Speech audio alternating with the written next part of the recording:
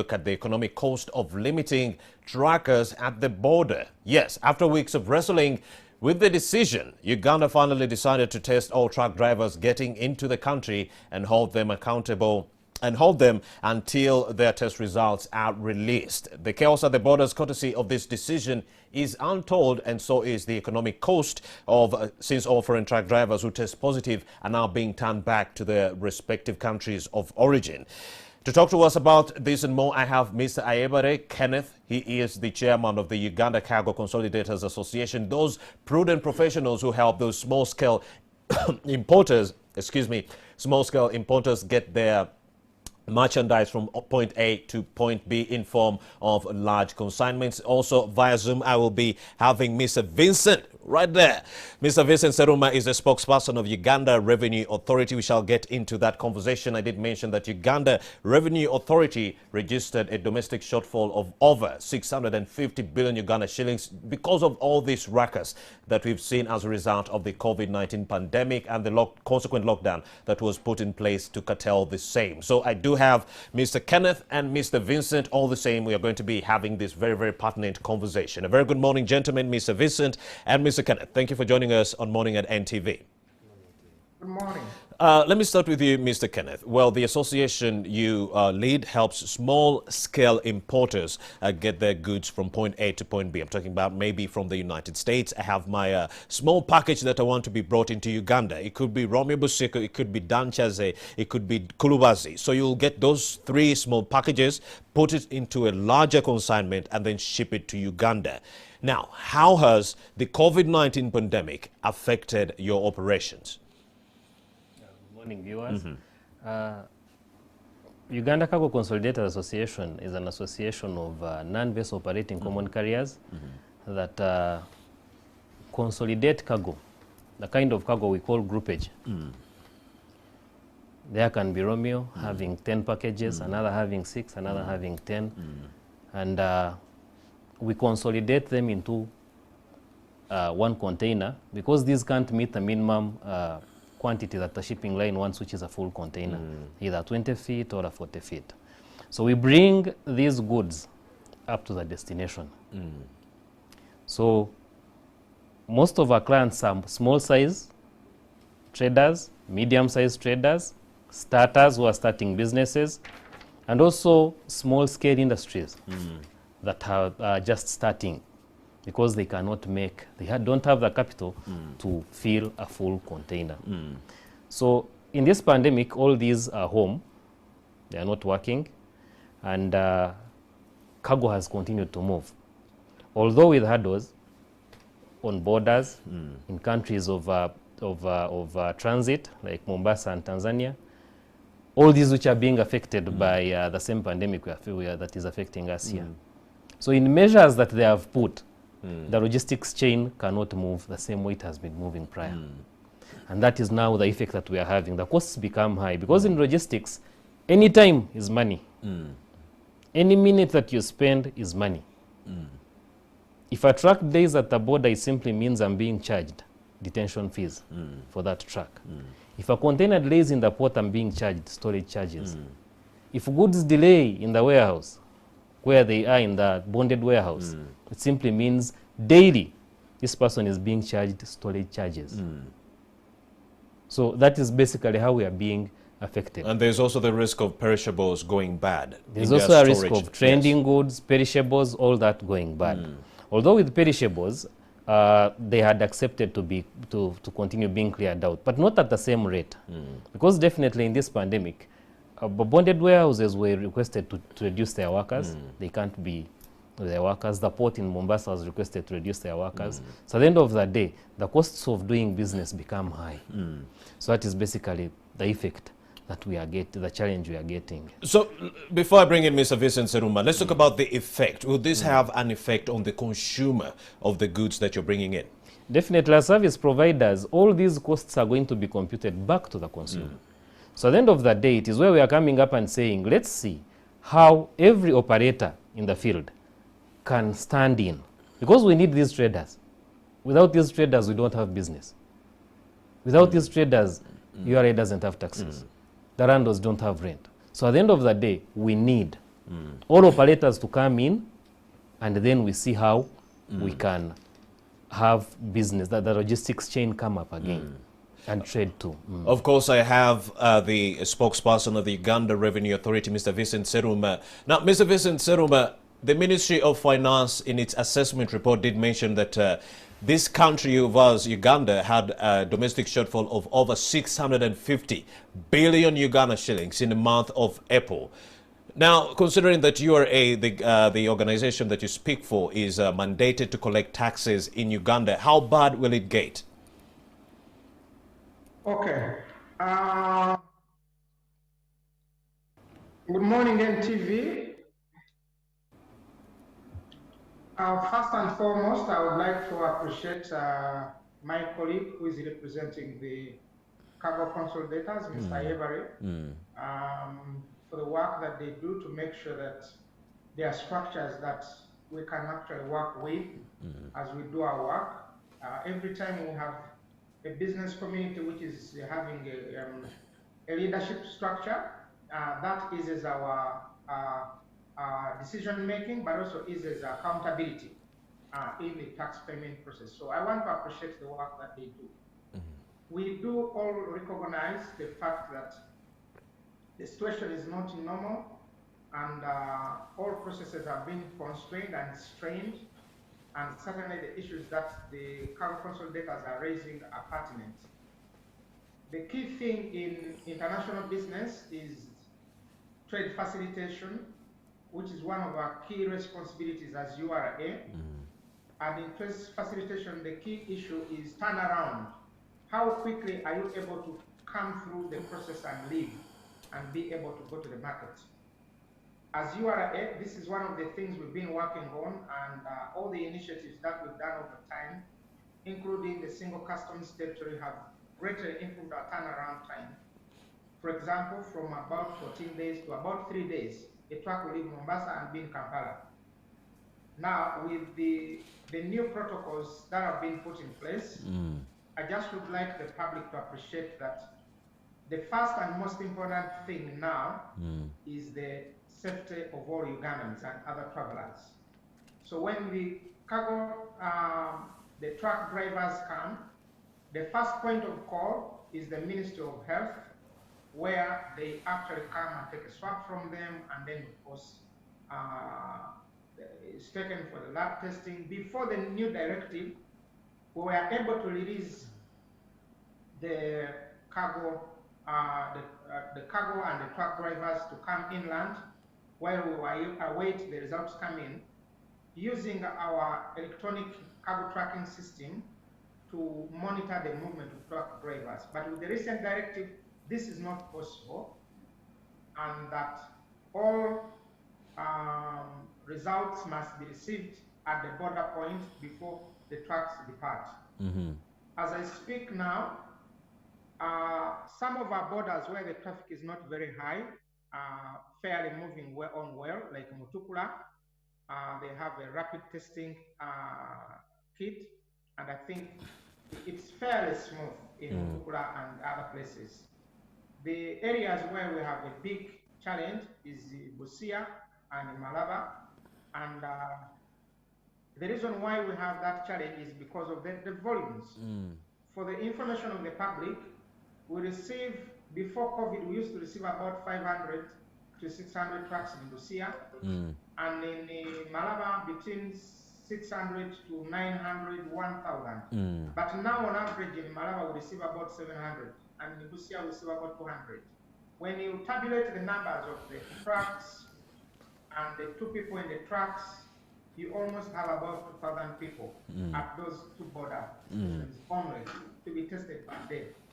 Now, remember that the kits that the Minister of Health has deployed at the border for the rapid testing kit do not take in huge numbers yet, as probably the machines at Entebbe, as the capacity is not the same. So the turnaround has been a bit slow, and this has led to building up of high volumes, and of course the traffic being congested.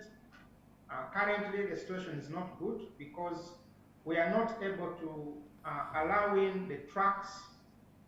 When they come, they are maintained within what we call one single border station or SBP post, which is nearer to what one would call an extended no man's land. They are not admitted in Uganda by immigration until they have a certificate of clearance. The challenge, what this has caused, of course, is that the numbers are going up, and of course, also creating challenges of social distancing within the OSBP. So that's the challenge. For the specific issues that Mr. Ayebare has raised, I would like to say that we have taken some measures in addressing the clearance of such cargo, and I think he has acknowledged that, where the consolidators are allowed to warehouse their cargo. If they want to warehouse their cargo, we have been able to exercise some flexibility given the circumstances. Mr. Seruma, before I let you go, let's talk about the effect of the measures that have been put in place to cap the spread of the coronavirus. Now, how have these measures put in place to cap the spread of COVID-19, especially among the truck drivers, affected your work as Uganda Revenue Authority? Okay. In terms of how these COVID-19 has affected our work, number one, we have scaled down our staffing levels in order to make sure that the number of staff we have on the shop floor or at the border stations is smaller enough, and majority of them working shifts. That means that we have fewer hands to handle the same volume of cargo that used to come in near it before. So that has affected our turnaround. Well, those are the truck. Yeah. The second thing, of course, you need to appreciate that URA is among the organizations whose staff are the front line. All these truck drivers you're talking about, I can say, other than Minister of Health and maybe Immigration, the other entity, staff from other entities that has had direct interface with them are the URA staff. So as URA, we are equally having concerted efforts in making sure that the trauma and the fear that comes with being at the front line is addressed, and that we keep engaging our staff to make sure that they understand the bigger cause of facilitating trade, of course, while taking the necessary precautions. On the global scale, the volume of cargo coming in the country has also reduced because of the turnaround in terms of the supply chain. If you, I'm sure Mr. Ayebare knows this, the ships that used to come to East Africa, if they were coming from Europe, they would load from Europe and come to East Africa direct. It's now not possible for most shipping companies. They move around the other continents. For example, they may go to South America, pick more cargo, build more cargo, and then come to East Africa. So the turnaround now is between 2 to 3 months from the first point of loading.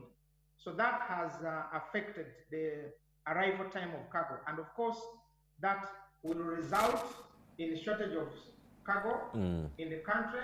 Other than the impact on revenue collection, it may also in the mid-term and probably in the long term cause a hiking of prices, which is not good for the consumers. Mr. Vincent, before I leave you, give us your parting short words of advice for our cargo handlers. How can they best navigate business through this very trying time? First of all, my parting shot is to, first of all, applaud the Minister of Health. This is not something that's very easy, but I believe they have done their best in the circumstances.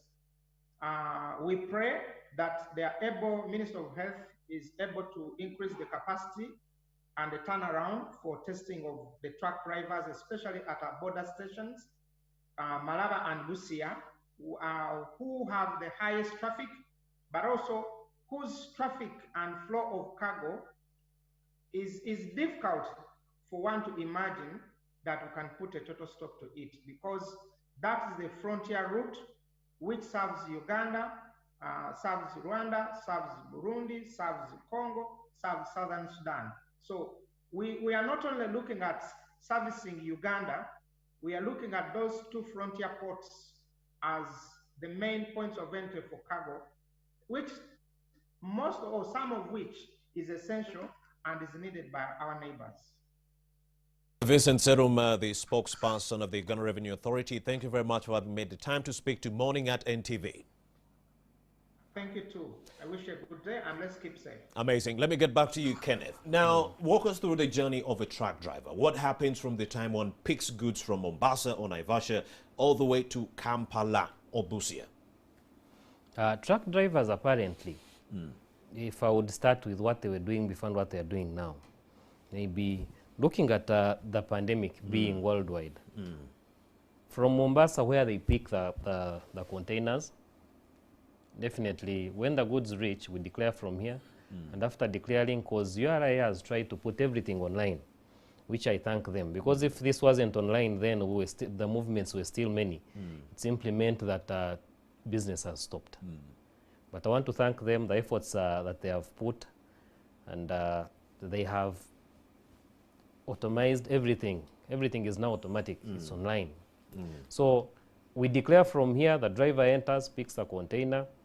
After picking the container, it is scanned and they start moving. Now before, they were being tested at the border only, but now they are being tested in Mombasa. The driver can only move the moment he gets a health certificate, a COVID health certificate. Now this COVID health certificate can take him a day or two to get it. So you can only enter the port to pick the container if you have a COVID health certificate. Now, so that is a tricky one now before you continue, Mr. Ayebare. I mean, I'm going to get a certificate from Mombasa, but Yes. I'm still going to come to the Ugandan border. I'm going to get tested, and they will still find me with the coronavirus. How is that possible if I've already tested negative in Mombasa? Before this wasn't being done, but now it's being done. And they were moving as usual.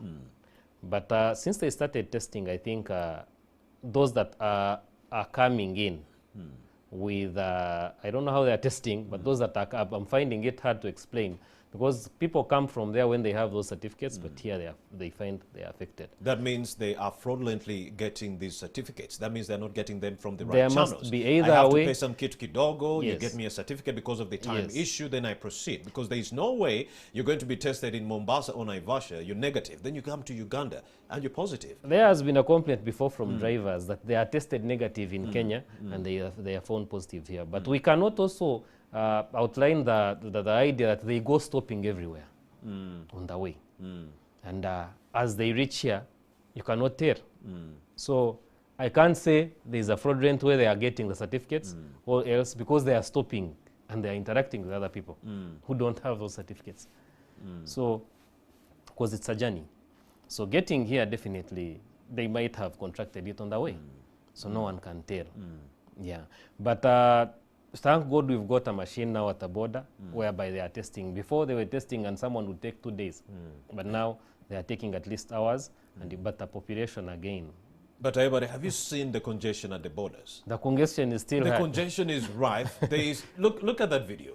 There is no social distancing at all. Some do not even have face masks. I'm thinking if one person does have the coronavirus, they're already spreading it, shedding it to everyone. I saw drivers at Eregu border yesterday playing football. There's a video that was running on social media. They were playing football, interacting, there are no masks and all that. I think at the Is that border, part of the problem? Definitely, definitely. One comes when he's affected, but the parking yards, they're putting them in. In most cases, they're allowing them to interact. Just like what you used to see initially in our very own quarantine centers. Exactly. And the more they allow them to interact is the more the virus is spreading. Because more Africans still believe that the COVID-19 is not there. Some think it's not an African thing. Magufuli has done more harm than good. Some think it's not an African thing. So they are keeping on moving. It's life as usual. And I think I can say maybe we are more resistant to it than, although it doesn't affect us like the whites. Yes. So at the end of the day, these people are taking it light. And we are being affected. And you've also mentioned, I don't know why this keeps on coming up in these conversations. Black people are not so much affected as the white people. But then if you look at the facts, if you go to the United States, if you go to the United Kingdom, the people who have been affected the most are the black people. But then let's get back to the conversation that we are discussing. Okay, now you've moved from Naivasha, Mombasa, you're at the border, there's congestion. So what happens next? Now at the border, after they are tested, those that are negative are definitely sent to quarantines. And those that are, those that are negative are coming, those that are positive are sent to quarantine. And the health process starts from there. Yeah, but when we get here also, like I told you, off-roading groupage cargo, there's some flexibility URA has come up with. But before, goods that were coming were only warehousing. So when we reach, the system is slow because of the population being, the workers being reduced. You can't allow the number, because a bond can have over 50 workers. Indeed. To 100. So at the end of the day, you can't allow all of them to interact. So this has caused a bit of an economic cost to us. Yeah. So help us understand, how does someone, or how does a person who goes through these very long, tedious journeys, yes, you've seen the process, you've actually let us in. So how does someone who goes through these long, tedious journeys stay on the wheel long enough to get to a designated resting place without causing an accident or sleeping on the wheel? The fact is, these people are not driving all the way. They have areas where they have to stop. They have to rest. Otherwise, we are getting accidents everywhere. They have to rest. But on resting, what security do they have that they are staying where they are? They are not interacting with the local population. So if they are interacting with the local population, then that simply means that they can either contract from the local population. So that is the challenge that is there. You can't again go on chasing him all the way. You can't put any security to go on chasing him all the way. Although they are monitoring them electronically they are monitoring the truck, not the person. Because the seal is based on the truck, not the person. So if we say I park in the yard, are they staying in the yard? Indeed. They might be moving. So that's the issue. So at the end of the day, when goods reach here, or when they reach at the border, good enough testing is compulsory. But then, even on the way, they can contract this disease. So as a businessman, help us understand, how has this very, very bad situation brought about by the COVID-19 pandemic hit your pockets? When goods reach, you don't collect any money. People are home. Buildings are closed. They are not paying taxes. They are not paying freight. So you'll have 6 containers, 10 containers in Mombasa, bringing them at your own cost up to the board. You don't know when this is going to end. So you're only putting in money. You're only putting in money, but you're not collecting. That is why most of the companies, most of my members, the containers are stuck in Mombasa. They are stuck in Mombasa simply because they cannot get them out. The cash flow is being limited day by day, and it becomes a challenge. No one expected this to come. But now it is here. And how would you want the government to help you? We wrote to the Ministry of Trade last week, asking them to intervene. One, talk to shipping lines. Shipping lines can waive demurrage charges on containers and detention fees. Because it is not only happening here. Bangladesh has done that, India has done that, China has done that. Friday, Philippines is going into conversation, into discussion with a number of operators in this field. So they can. It is why we're asking all those that license these people. We are not saying force them. For example, URI doesn't own a facility, a bond. The bonds are private. But we are saying, call on these people, because you need these clients. Sit with them. Because if the National Customs Bureau of Philippines can sit with operators in this field, then URI still can. And good enough, we thank URI for having allowed, because they informed us that they are not going to auction goods. This is a good way. They are considering their clients. Indeed. They are not going to auction the goods. They have been considerate. We are asking all operators also in the trade business, those that offer services, to come in, be it the landlords, everyone who just gets to this customer, gives a service to this customer, to his customers, come in and find ways of being flexible. Because when these landlords put up these buildings, they expect traders to come and rent them. Yes. Now, if the traders are not there, then they don't have a business. And Ministry of Trade cannot say we sit back. Because we've seen them when people end up at the street, that is when on the streets striking, that is when they call them back to do what? To start now negotiating. Why don't they do it before? Indeed. Sit with these people and agree, this is now how we can do it. They might not waive the rent away, but then they can find a schedule of how people can pay. Give them a month to recover. Yes, organize a payment schedule. Give them, let them get a month, let's say, to recover, and then we can have a schedule of how they can pay, even the arrears. Amazing insights right there by Kenneth Ayebare. He is the chairman of the Uganda Cargo Consolidators Association. Thank you very much for having me.